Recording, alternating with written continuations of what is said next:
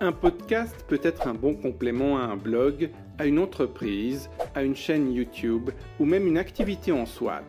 Mais comment lancer un podcast qui cartonne ?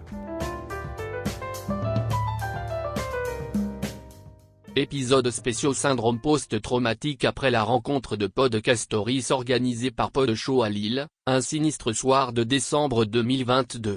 Ceci est mon témoignage. Jamais je n'oublierai. Jamais.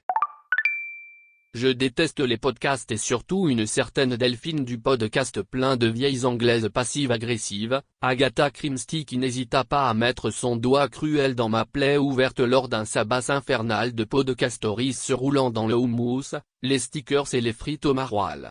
C'est moche, Delphine, ce que tu as fait, c'est très moche. Hashtag je ne suis pas vieux bordel de Cluedo. Je déteste les podcasts mais pas sur la route de Monsieur Dams. En plus d'avoir une voix merveilleuse et de faire un podcast apaisant et doux comme un road trip en combi Volkswagen le long de la mer, c'est un homme que l'on apprécie immédiatement. Un passionné érudit de cinéma et de musique.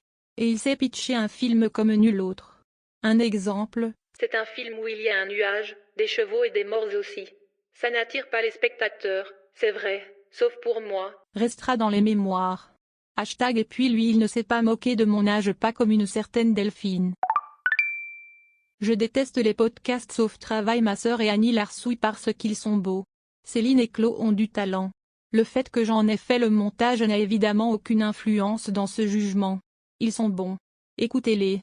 Point. Hashtag et mon âge n'est pas un sujet de moquerie pour elle, hein, Delphine.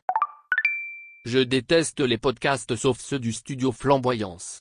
Le fait qu'ils ont ma voix et qu'ils peuvent en faire ce qu'ils veulent, n'a, là aussi, aucune influence sur le contenu de cet épisode. Hashtag je suis fait comme le rat que je suis.